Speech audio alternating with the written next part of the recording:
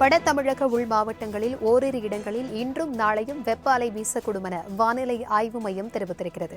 இதுகுறித்தான கூடுதல் விவரங்களுடன் இணைகிறார் எமது செய்தியாளர் ஷெலினா. வணக்கம் ஷெலினா, வானிலை ஆய்வு மையம் விடுத்திருக்கிற எச்சரிக்கை விடுதியில் என்னவெல்லாம் குறிப்பிடப்பட்டிருக்கிறது? விவரங்களை பகிர்ந்துக்கோங்க.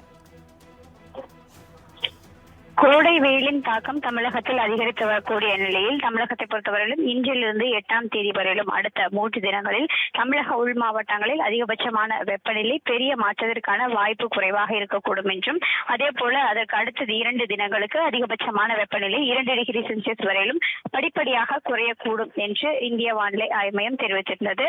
அதே போல 4ஆம் தேதியிலிருந்து 8ஆம் தேதி வரையிலும் அடுத்த 5 தினங்களுக்கு தமிழக உள் மாவட்டங்களில் ஓரிரு இடங்களில் அதிகபட்சமான வெப்பநிலை 2 4 டிகிரி செல்சியஸ் வரையிலும் அதிகமாக இருக்கக்கூடும் என்றும், அதற்கு பிறகாக 3 to 5 டிகிரி செல்சியஸ் வரையிலும் வெப்பநிலை அதிகரிக்கக்கூடும் என்றும் தெரிவித்திருக்கிறார்கள். குறிப்பாக பார்த்தோம் என்றால் காற்றின் ஈரப்பதம் தமிழக உள் மாவட்டங்களில் சமவெளி பகுதிகளில் பிற்பகல் நேரத்தில் 30 to 50 ஆகவும், அதே போல மற்ற நேரங்களில் 45 to 80 ஆகவும், கடலோர பகுதிகளை பொறுத்தவரையிலும் 55 to 85 வரையிலும் இருக்கக்கூடும் என்று தெரிவித்திருக்கிறார்கள். அதிகபட்சமான வெப்பநிலை பற்றிய முன்னெச்சரிக்கை என்பது 4, 5 ஆகிய தேதிகளில் தமிழக உள் மாவட்டங்களில் ஓரிரு இடங்களில் வெப்ப அலை வீசுவதற்கான வாய்ப்பு இருப்பதாகவும், அதிக வெப்பநிலை மற்றும் ஈரப்பதம் இருக்கும் பொழுது தமிழக மாவட்டங்கள் மற்றும் புதுவை, காரைக்கால் ஆகிய பகுதிகளில் ஓரிரு இடங்களில் அசௌகரியம் ஏற்படுவதற்கான வாய்ப்பு கூடும் என்றும் தெரிவித்திருக்கிறார்கள்.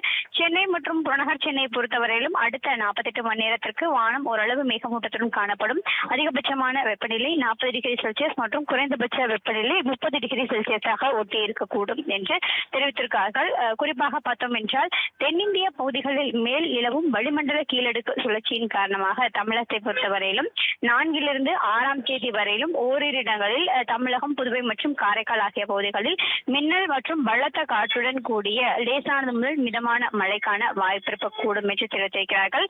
7ஆம் தமிழகம், புதுவை மற்றும் காரைக்கால் ஆகிய பகுதிகளிலும், அதே போல தேனி, திண்டுக்கல், திருப்பூர், கோயம்புத்தூர், நீலகிரி, ஈரோடு, சேலம், தருமபுரி, கிருஷ்ணகிரி ஆகிய மாவட்டங்களில் கனமழைக்கான வாய்ப்பு இருக்கக்கூடும் என்று தெரிவித்திருக்கிறார்கள். குறிப்பாக 7, 8 ஆகிய தேதிகளில் ஒரு சில மாவட்டங்களில் கனமழைக்கான வாய்ப்பு இருக்கக்கூடும் என்றும் சென்னை வானிலை ஆய்வு மையம் தெரிவித்திருக்கிறது.